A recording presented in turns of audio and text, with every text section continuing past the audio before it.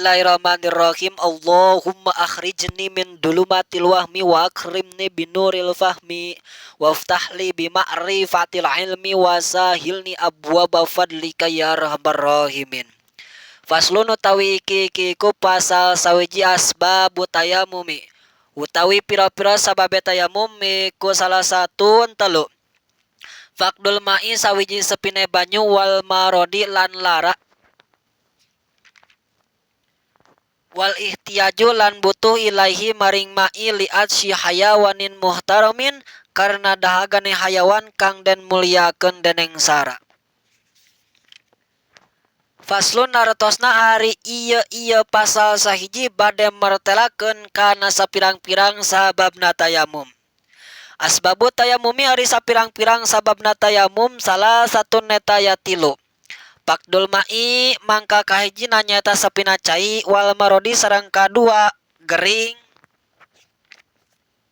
wal ihtiyaju sareng katilu sapirang-pirang sababna tayamum teh butuh ilahi kana cai liat si hayawanin muhtaramin karena hausna aina hayawan anu dimulyakeun ku sara. Tegasna sababna tayamum teh aya tilu.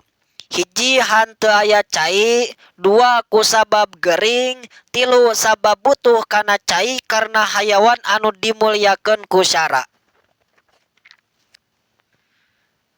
Ghairul muhtarami utawi liyane hayawan kang den mulyakeun deneng syara iku sitatun nanam. Tariku salati sawiji wong kang tinggal salat wa zanil muhsoni lan wong kang zina muhson. Wal murtadu lan wong kang murtad, wal kafirul harabiyu lan kafir harabi, wal kalbul akuru lan asu kang galak, wal hinjiru lan celeng.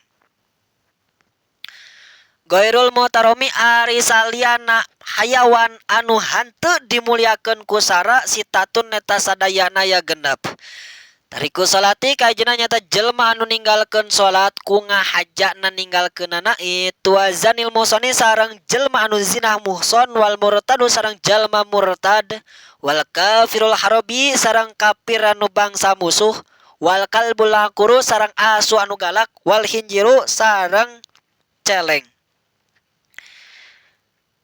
Tegasna hayawan anu hanteu dimulyakeun ku syara teh nyaeta hayawan halal getihna atawa halal dipaehanana aya genep. Hiji jalma anu ninggalkeun salat bari hanteu aya udur sara. Dua jalma anu zina muhson.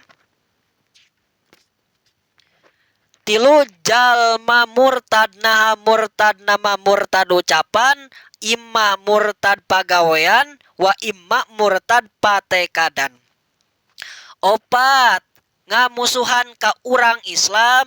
Lima asu anu galak. Genep celeng.